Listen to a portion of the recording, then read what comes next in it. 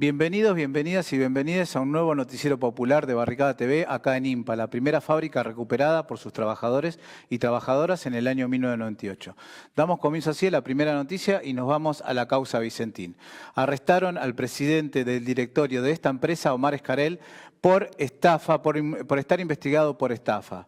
Según el fiscal de delitos económicos Sebastián Narvaja, Escarel realizó maniobras fraudulentas con el intento de querer vender para pagar en un plan de pago, vender activos que estaban con una medida cautelar por parte de la justicia y por consiguiente no se pueden tocar ningún tipo y no se puede hacer ningún tipo de transacción con esos activos. Omar Escarel, recordemos que fue síndico, después fue director administrativo y llegó a presidir Vicentín luego del fallecimiento del CEO Sergio Nardelli. Fue detenido en su casa en Santa Fe, en la provincia de Santa Fe, de manera preventiva por 72 horas, hasta la resolución de la audiencia que se llevó a cabo en el día de la fecha.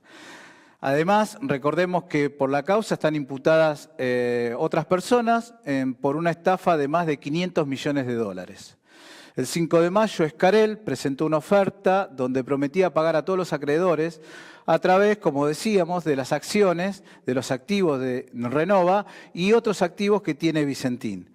Los integrantes de Vicentín señalaron en esa oportunidad que todos los pagos se realizan utilizando disponibilidades de caja de la empresa y el producido de la venta de la participación accionaria de Vicentín en Renova, la mega planta sojera y de los otros acuerdos de venta de los activos de Vicentín identificados por los interesados estratégicos y o compraventa de acciones de Vicentín. A mitad de abril, la empresa dictó un comunicado en donde señalaba que ya habían obtenido la aceptación de más de 811 acreedores, superando así la mitad más uno que estipula, que establece la ley de concursos y quiebra. Pero lógico, como decíamos antes, esto no se podía llevar a cabo porque hay una cautelar encima y no se puede realizar, repetimos, la transacción de activos de la empresa.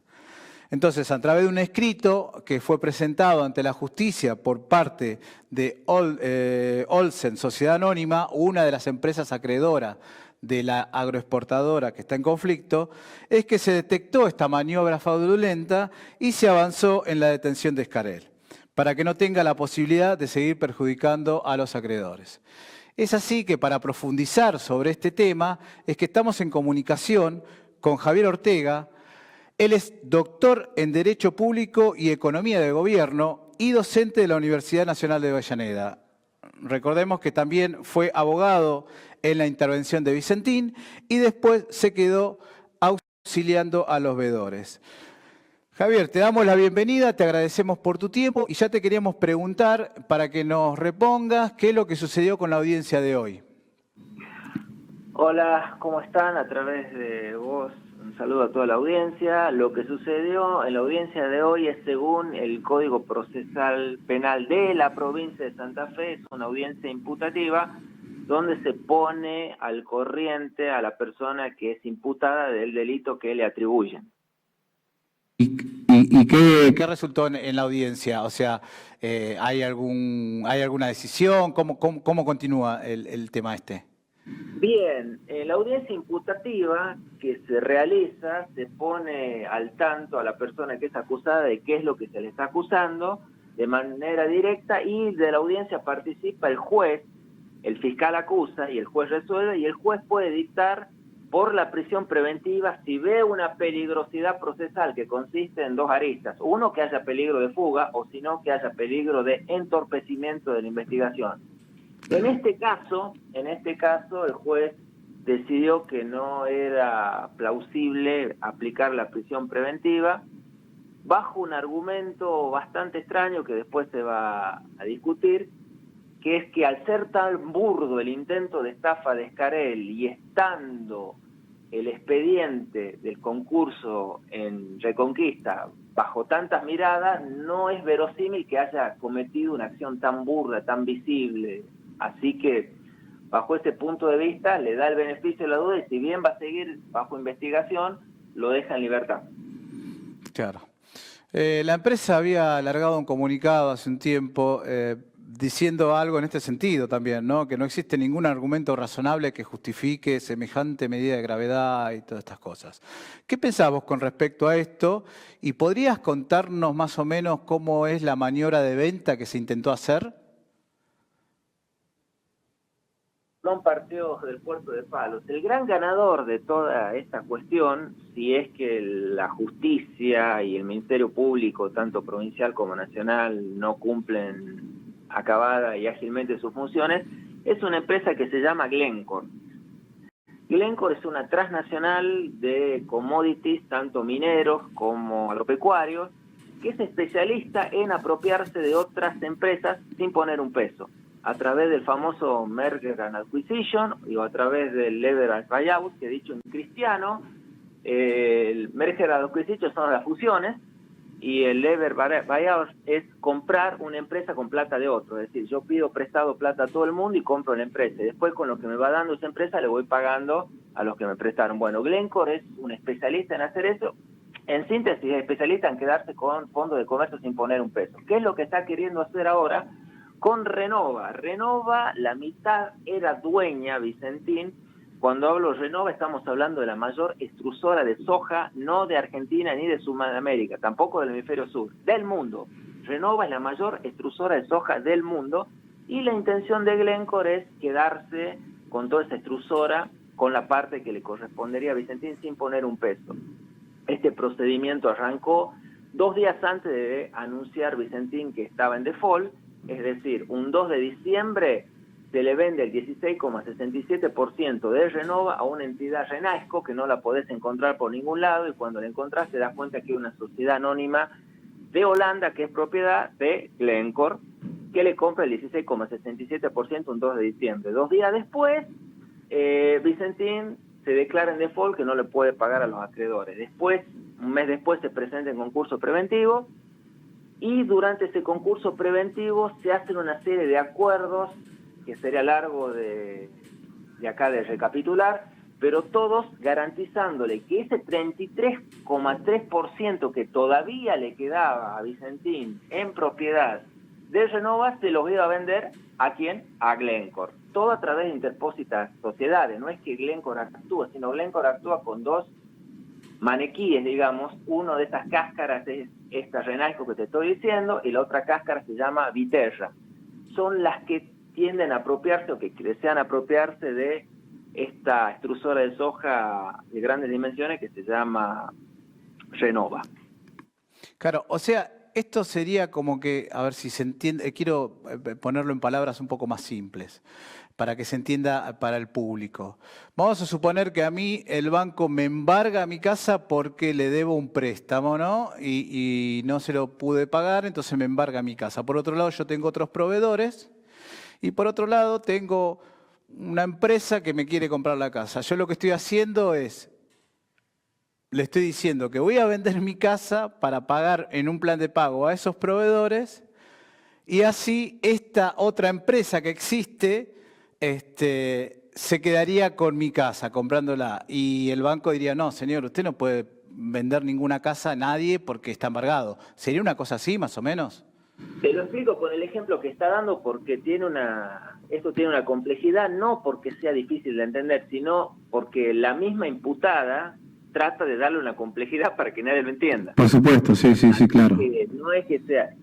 Volviendo al ejemplo de tu casa, vos tenés 5 deudores y de pronto le decís a esos 5 deudores que no le podés pagar. Obviamente que esos 5 deudores tienen derecho a cobrarse con tu casa. Pero vos presentás una propuesta de acuerdo donde le decís, no, mira, yo le voy a vender mi casa a Pedro. Con lo que yo saque de mi venta de la casa a Pedro, recién le voy a pagar a los otros acreedores que tengo. Con lo cual vos estás privilegiando a Pedro, los pones adelante de todos los acreedores porque cuando va a ver los números de la venta son irrisorios. Y en este caso es eso lo que hizo, es eso lo que está haciendo o lo que trata de hacer Vicentín. Trata de venderle como sea el 33% de Renova a Glencore diciendo que con lo que saque le va a pagar al resto de los más o menos 1.200 acreedores que tiene, que en realidad son más, son 1.500 acreedores que tiene, con lo que saque de esa venta el 33% que le va a hacer a Glencore. Ahora bien, ¿cuál es el problema?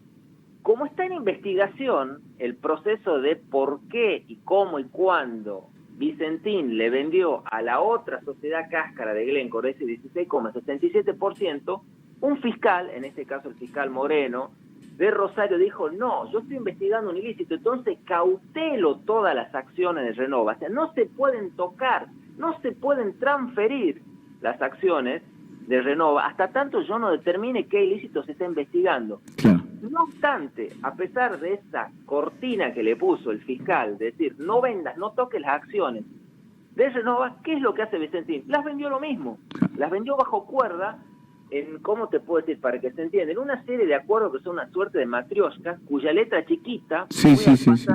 dice, bueno, y ya que está, en caso de que usted parpadee 5 veces, ya quedó concretada la venta de ese 33% de acciones de Renova a o en favor de Glencore. Claro. Entonces, esto es lo que el fiscal detecta. Claro. Che, vos me metiste la mula en esta serie de acuerdos que el juez civil del concurso, por supuesto, y una vez más no vio, el fiscal lo que dice, no, pará, vos acabás de vender 33% que te quedaba el Renova, a pesar y aún y alzándote en rebeldía contra el embargo que nosotros habíamos trabado.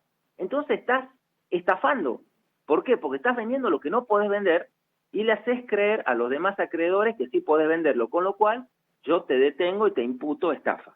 Javier, Cortito, porque estamos muy apresurados con el tiempo. ¿Qué te parece la actuación del juez Fabián Lorenzini? Y me da poco tiempo. Bueno, primero fue el juez que le permitió abrir el concurso sin presentar el último balance.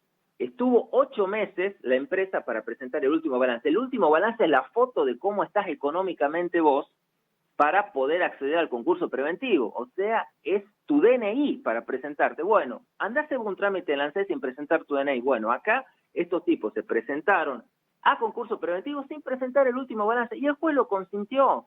Después, tanto AFIP como Banco Nación le hicieron ver al juez, mire, que la venta de Friar es un fraude y la venta de Renova es una simulación. ¿Qué hace el juez? No le hace lugar, directamente diciendo, yo no tengo los elementos necesarios como para establecer que es una simulación, que es un fraude, esperaré una auditoría forense.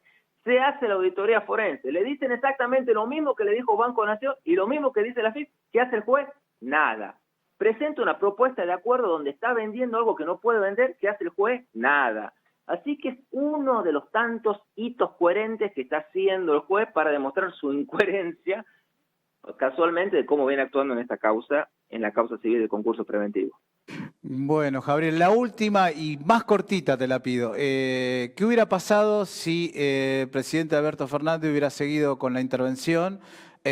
¿Vos creés que hubiera sido mejor para los acreedores?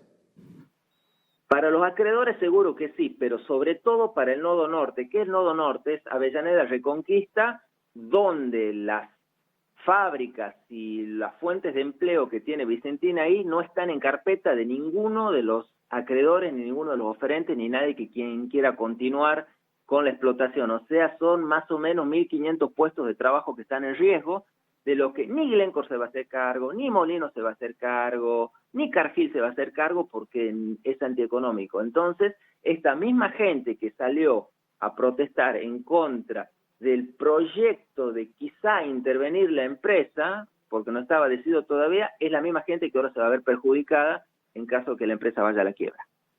Ha sido muy amable por tu tiempo que nos brindaste. Nosotros obviamente vamos a seguir con el tema y seguramente en otra oportunidad te vamos a llamar.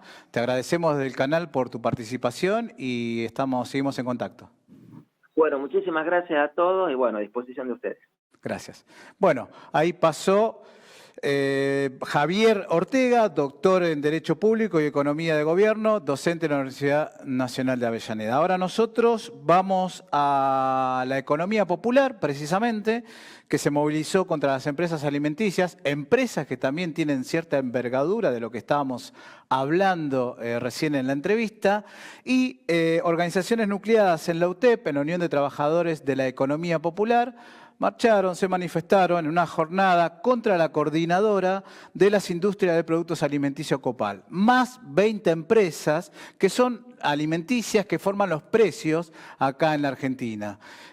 Para hablar de este tema es que estuvimos entrevistando a Norma Morales de Barrios de Pie y a Pablo Puebla de la OLP, Organización Libre del Pueblo.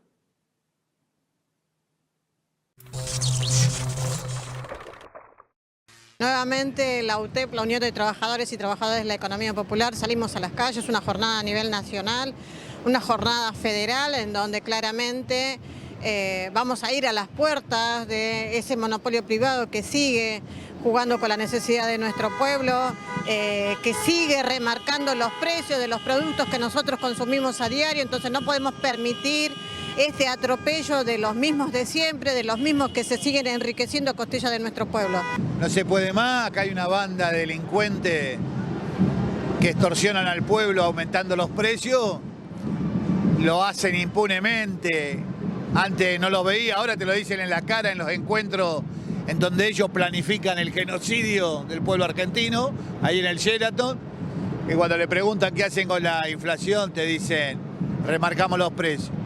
Nosotros, como parte del pueblo, organizado en la UTEP y en las distintas organizaciones que la integramos, decimos basta, basta, hasta acá, y salimos. Estas son las primeras acciones que vamos a empezar a llevar adelante. Esta es una jornada nacional, en cada una de las provincias se está desarrollando, y lo principal es que queremos llamarle la atención y pararlo porque atrás de cada precio que aumentan hay un argentino que no come. La disputa del pueblo-oligarquía se viene dando desde el nacimiento de nuestra patria. Bueno, en aquel momento la economía se regía a través del puerto, hoy está en manos de ellos, está con una ausencia del Estado de los distintos gobiernos, ¿no? No se ha construido una economía del pueblo manejada por el pueblo y para el pueblo. No, ningún gobierno lo hizo, inclusive los que asumían por el voto popular apoyado por el pueblo, no construyeron esa fuerza, esa organización del pueblo. Acá están las consecuencias. Y no haber construido eso desde el gobierno, en su momento, hoy hipoteca el funcionamiento de este mismo gobierno, donde la gente que va a sufrir mucho más. Si viene otro gobierno, le está diciendo, loco, ponete las pilas, intervení, peleá, ¿qué te importa lo que digan los diarios? Si los diarios igual te van a hacer mierda, recostate sobre nosotros, que te votamos, te hicimos llegar y que necesitamos nuestros derechos, que vos lo pongas de este lado. La deuda que estuviste acordando por ahí, hoy la única deuda es con el pueblo.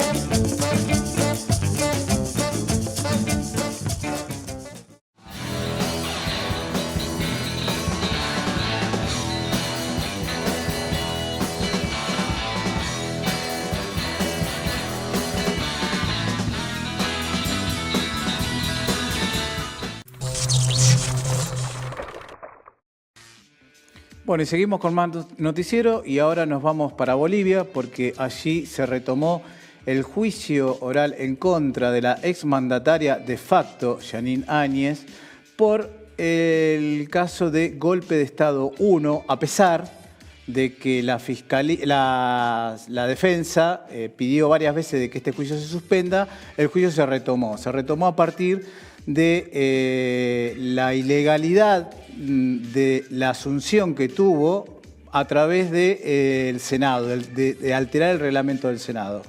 Esto quiere decir que el Juzgado Anticorrupción de La Paz retomó, como decíamos, las audiencias que se llevan con videoconferencia porque recordemos que Jeanine Áñez está presa en el penal de mujeres de Miraflores, donde está recluida desde marzo de 2021. También allí se analiza la conducta de varios jefes militares y policiales. Por otro lado, Áñez está culpada por el caso de Estado 1, de golpe de Estado 1, que significa una causa paralela a la que estábamos hablando antes, en donde se le investiga por las acusaciones de terrorismo, sedición y conspiración. Esto tiene que ver con la participación en la crisis que tuvo de 2019, cuando derivó en la renuncia del entonces presidente Evo Morales. El 10 de noviembre de 2019, el entonces presidente Evo Morales, como decíamos, fue denunciado por un supuesto fraude electoral, un motín policial y hasta una sugerencia de las Fuerzas Armadas y un motín policial para que dimitiera. Días después, la en aquel entonces vicepresidenta del Senado asumió como presidenta del Senado y en el mismo acto asumió como jefa de Estado de Bolivia. En una asamblea legislativa sin quórum, porque no estaba la asistencia de la bancada mayoritaria en aquel momento del Movimiento al Socialismo, el MAS. En el día de hoy, entonces, continuaron todos los alegatos finales. Hoy fue el turno para los representantes de la Fiscalía, luego lo tendrán los abogados de Áñez. Una vez finalizado este tramo, se conocerá el fallo del Tribunal Primero de Sentencia de La Paz. Se espera que esto suceda la semana que viene. Vamos a ver entonces la corresponsalía que nos envía desde Bolivia la periodista Tania Arusamén. En esta primera parte nos cuenta las acusaciones que está presentando la Fiscalía de Áñez y qué otros imputados tiene la causa.